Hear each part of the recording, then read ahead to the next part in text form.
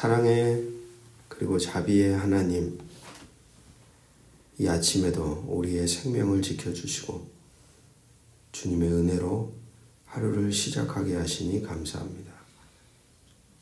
우리의 마음을 깨끗하게 하시며 삶의 모든 부분에 주를 더 닮아가도록 오늘도 우리를 인도하여 주옵소서. 이 하루 동안 성령께서 우리와 함께 하셔 올바른 길을 걷게 하시고 우리의 삶 속에 주의 사랑과 진리가 실천되는 복된 흔적으로 이 하루를 살아내게 하옵소서. 아멘. 주의 뜻이 우리의 삶 속에 이루어지기를 오늘도 간절히 소망하며 예수 그리스도 이름으로 기도합니다. 아멘. 오늘 우리에게 주시는 기록된 하나님 말씀 디모데전서 3장 8절에서 16절입니다. 오늘 본문은 어제 본문의 연장선에서 어제 본문의 감독이라는 초대교회 지도자들에 대한 이야기에 이어 오늘은 집사라는 교회 지도자들이 갖추어야 할 자질과 성품에 대한 바울의 지침을 담고 있습니다. 여기를 보시면서 이렇게 생각하시는 분들은 없으시겠죠. 여기는 권사는 나오지 않고 장로는 나오지 않으니까 나는 해당 사항이 없다. 이렇게 생각하시는 분들은 없으시겠죠. 하나의 직분을 얘기했지만 사실 이런 직분자들에게 이러한 어떤 자격 요건 같은 항목을 제시하는 이유가 뭘까를 질문하셔야 됩니다. 나는 여기에 해당이 없네. 그러니까 나는 괜찮아. 이건 바르게 있는 삶의 모습이 아닌 것이죠. 그래서 바울은 디모데에게 초대교회 지도자들이 갖추어야 할 자질, 성품에 대한 이야기를 담고 있습니다. 디모데에게 교회의 집사와 지도자들이 어떤 윤리적인 기준을 가져야 하는지, 그리고 공동체의 질서를 유지하는 데 필요한 요소를 오늘 본문에 설명하고 있죠. 8절부터 13절은 집사의 자격입니다. 8절을 보시면 이와 같이 집사들도 정중하고 일구이연하지 아니하고 술에 임박히지 아니하고 더러운 일을 탐하지 아니하고. 바울은 집사들이 가져야 할 성품으로 정중함, 그리고 진실함, 그 다음에 과음하지 않음, 그리고 부정한 이익을 탐하지 않음을 제시하고 있습니다. 교회 안에서 이들은 섬김의 역할을 담당합니다. 하지만 그 모든 섬김은 단지 행동으로만 이루어지는 것이 아니라 내적인 성품 그리고 윤리적 기준에서 당연히 존경받는 사람들이 되어야 한다는 것이죠. 그러니까 그 행동을, 그 역할을 감당하는 하나의 업무를 수행하는 관리자가 아니라는 거예요. 여러분, 가끔 우리가 공공기관이나 다는 아니지만 공공기관에 가면 내가 거기서 얻어야 할 하나의 목적이 있기 때문에 그 어떤 일을 담당하는 사람이 인격적으로나 행동이 참 내가 보기에는 너무 씁쓸해요. 너무 이렇게 사람을 좀 따뜻하게도 대해주고 훈훈하게 가이드를 해주면 좋겠는데 말도 너무 거칠고 투박하고 때로는 매섭고 이런 사람들이 있단 말입니다. 공공기관에서는 그 역할만 감당하면 되는 것처럼 생각해요. 그러니까 간 사람이 내가 도움을 얻기 위해서 때로는 마음이 안 맞아도 그래 내가 원래 원하는 목적이 있으니까 그냥 참자 이렇게 가는데, 오늘 성경에서 말하는 이 집사에 대한 얘기를 할 때는 그들은 그런 기능적인 도구적 역할만 하는 사람들이 아닙니다라는 거예요. 그건 당연해요. 그 역할을 해주는 건 당연한 거예요. 하나님의 은혜로 불렀으니까. 그런데 역할만 할 게 아니라 반드시 그들의 삶에 뭐가 있어야 돼요? 내적인 성품이 있다는 거예요. 인품이 있어요. 덕망이 있어야 돼요. 곁에 있는 사람들에게 뭐라 그럴까요? 온화하고 따뜻하고 그들에게 뭔가 여기 주님이 계시는 것과 같은 그런 어떤 향이 나야 된다는 거예요. 사실 그게 당연한 거죠. 우리는 기계적인 존재가 아니기 때문에 안에 뭐가 담겨져 있는지가 드러나니까. 그래서 사도 바울은 얘기하는 겁니다. 이들은 단지 교회 업무를 수행하는 관리자가 아니라 그들의 삶 속에서 신앙의 진리를 반영하고 공동체 안에서 신뢰받을 만한 존재가 되어야 한다는 거예요. 그래서 그 집사님이 뭘 한다 그러면 그래 믿고 따라갈 수 있을 만한 그 집사님이 이렇게 한다 그러면 사람들이 정말 마음이 따뜻하다 이런 덕망이 있어야 된다는 거예요. 그러니까 어제도 말씀드렸지만 우리가 부여받은 직분은 올라서기 위한 직분이 아니라 내려가기 위한 직분인 거예요. 군림하는 게 아니라 오히려 그들이 같이 신앙의 공동체 안에 있는 사람들에게 또는 교회 밖에 있는 어떤 사람들을 만나더라도 덕망이 있는 사람들이 되어야 하는 거예요. 우리 같이 한번 고백해 봅시다. 덕망이 있는 사람들이 됩시다. 어떠세요? 이 말에 대해 얼마만큼 여러분들은 이렇게 책임을 다하고 계실까요? 월요일인가 제가 월요일마다 이제 축구를 하러 가니까 목회자들이 거기 목사님들, 전도사님들이 나온단 말입니다. 이번 주 월요일은 또 사단이 났어요. 사단이 꽁을 차다가 한 목사님이 아주 잘 차시는 분이에요. 나이도 연배도 저보다 훨씬 많아요. 한 60대. 골을 너무 잘 넣어요. 제가 또 좋아하는 분이에요. 근데 자꾸 자기한테 주는 볼을 후배 목회자들이 이렇게 받기 좋게 안 주는 거야. 골을 넣으려면 좋게 줘야지 넣는데 막 저쪽에다 주고 막 거칠게 주고 그러니까 이분이 처음엔 이러더라고요. 그러더니 그게 이제 여기까지 이제 댐에 물이 차듯이 이렇게 찼나 봐, 차. 그래가지고 한 4쿼터 찼거든요. 4번, 25분씩 해서 한 4번씩 차요. 마지막 쿼터에는 이 사람들 때문에 열받아 있는데 상대팀 수비수가 발을 갖다가 뒤에서 깐 거예요. 이렇게. 탁 넘어지니까 야이 땡땡 이렇게 하면서 막 야이 새끼야 막 이러면서 막 이제 정말 제가 그걸 보면서 교우들만의 문제는 아니죠. 제가 이렇게 말씀드리는 건 목회자가 됐다고 해서 사람이 되는 건 아닙니다. 직분 받았다고 해서 여러분 다 된 게 아니에요. 그 말씀 드리고 싶은 거예요. 평생 하나님이 우리를 눈 감게 하시는 그 순간까지 내 삶은 만들어져 가고 있는 거예요. 그리고 만들어져 가야 합니다. 어떤 인생이 감히 나는 이 정도면 됐다라고 말할 수 있는 사람 어디 있습니까? 그렇게 생각하는 순간 그 존재는 그 지점이 타락하는 지점이 돼요. 늘 두렵고 떨리는 마음으로 오늘도 나는 주의 형상을 담기에 한없이 부족하다. 그 은혜로 부름받았고 내가 다듬어져 가야지 라고 하는 그 마음이 매일매일 우리 가운데서 이렇게 흘러나와야 하는 거죠. 오늘 사도 바울의 마음이 그런 마음이지 않았을까? 9절을 보시면 비슷한 맥락에서 계속 이야기하는 겁니다. 깨끗한 양심에 믿음의 비밀을 가진 자라야 할지니라. 믿음의 비밀이란 그리스도를 통한 구원의 신비로 단순한 지식이 아니라 깊은 신앙적 체험을 통해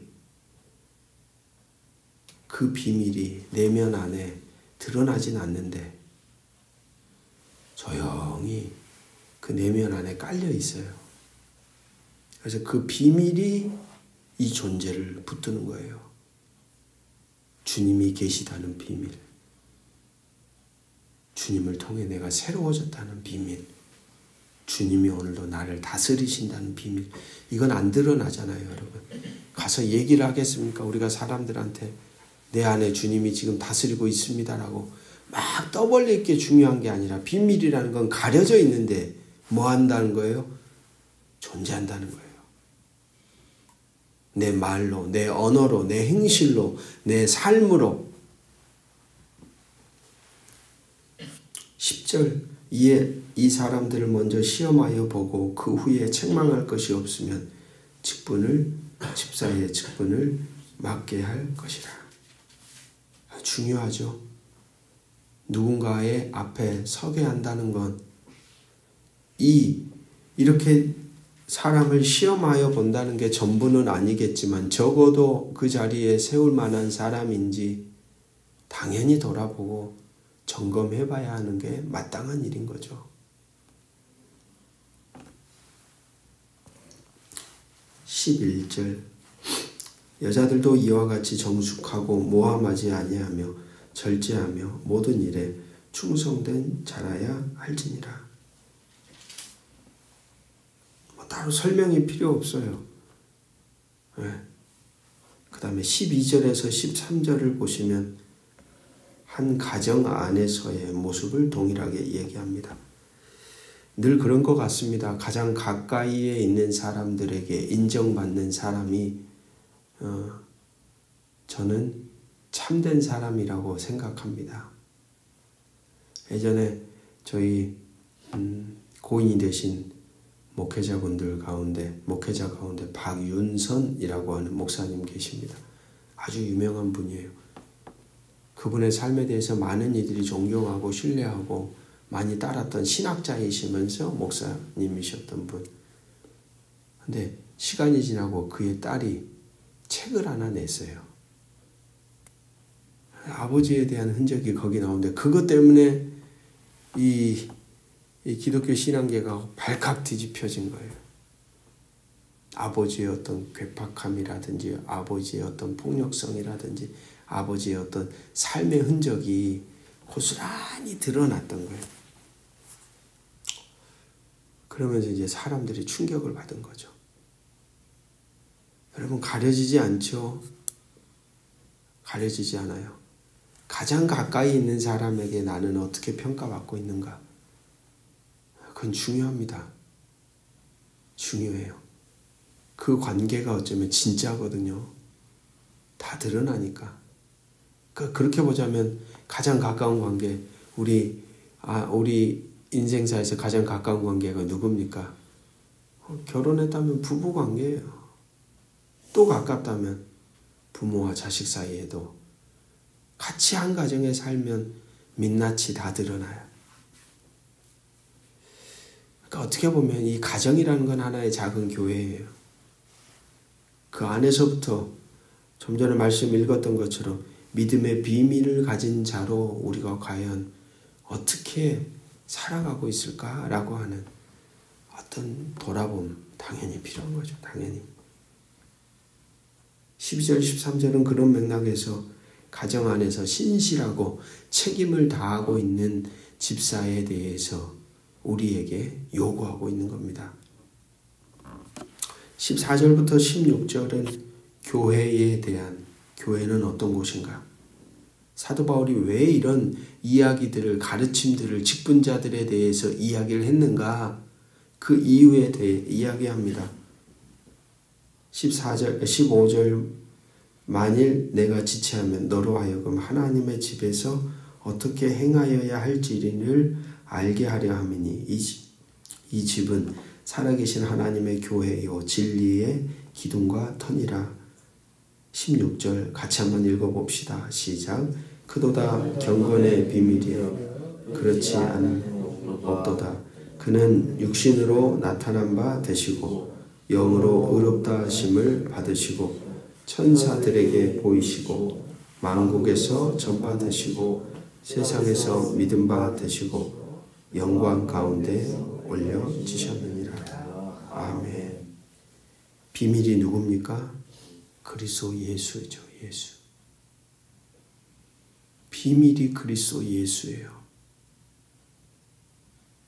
그리고 그 비밀을 담지하고 있는 곳이 어디라고 얘기하는 거예요? 교회예요. 그 비밀을 품고 사는 사람들이 누구라는 거예요? 성도들이에요. 사랑하는 말씀의 동역자 여러분, 오늘 우리에게는 그 비밀이 있는지 한번 우린 되물어야 합니다. 과연 나는 비밀을 가진 자로 살고 있습니까? 오늘 하루를 그 비밀을 가진 자라는 의미가 뭘까? 오늘 16절에 나오는 것처럼 예수님이 하나님이자 인간으로 이 땅에 오셨음을 믿으며 그 성육신의 사건을 통해 하나님이 인간의 연약함을 체휼하셨다는 중요한 의미를 담고 있는 말이 육신으로 나타난 바 되시고, 그러니까 우리와 똑같은 인간의 몸으로 오셨다는 건 그분이 우리를 뭐 하신다는 거예요? 아신다는 거예요. 우리가 주님으로부터 위로를 받는 가장 큰 이유는 뭐냐면 신이 나에게 말씀하셨다가 아닙니다. 신이 인간이 되셨다라는 거예요. 신이 사람이 되셨기 때문에 그 신이 나를, 인간들을 뭐 하신다는 거예요? 다 느끼고 경험하고 그분이 마치 인간처럼 내 마음의 상태, 내 연약함, 유혹, 내가 어떤 걸로 무너지고 아파하고 괴로워하고 육신의 한계 다 하신다는 거예요. 그렇기 때문에 오늘도 우리는 주님을 부르면서 주님이 나를 뭐 하신다는 걸 알아요? 위로하신다는 걸 알아요. 병에 걸려본 사람이 그 병에 걸린 사람들의 마음을 가장 많이 헤아리잖아요. 제가 교우들을 바라볼 때 가장 가슴 아픈 것은 그런 거죠. 괴로워 죽겠는데 그분의 삶을 내가 다 경험할 수는 없다는 거예요. 도우시는 성령 안에서 때로는 찾아가 기도해드리고 하다 보면 눈물이 맺히고 하지만 그들의 아픔이 내 아픔인 것처럼 경험되지는 않아요. 그러나 주님이 우리에게 인간의 몸으로 오셨다는 건 그 주님은 우리의 아픔을 그가 더 잘 아셔요. 인간의 고뇌를 아셔요. 인간의 방황도 아세요. 얼마나 많은 순간 사탄이 이 예수 그리스도의 삶을 흔들었습니까? 유혹도 알아요. 그래서 오늘 우리는 주님께 기도하는 거죠. 아시는 주여 나를 좀 도와주십시오. 엎드리는 거겠죠. 바로 그런 맥락에서 육신으로 나타난 바 되시고 그럼에도 영으로 의롭다 하심을 받으시고 예수님의 삶과 사역이 성령 안에서 하나님께 그럼에도 하나님의 아들로 죄 없는 존재로 아주 신실하게 그의 존재를 살아주셨어요. 주님이. 어떻게 하면 한 인간이 하나님의 선한 뜻을 따라 이렇게 존재를 다해 살아갈 수 있는가가 그 그리스도 예수 안에 다 녹아져 있기 때문에 오늘도 우리는 주님을 바라보고 그분을 묵상하고 그분을 내 안에 주권자로 인정하면 할수록 우리의 삶도 역시 어떻게 돼요? 인간의 한계가 있지만 하나님의 선한 뜻을 따라 살아낼 수 있는 존재로 만들어져 가는 거죠.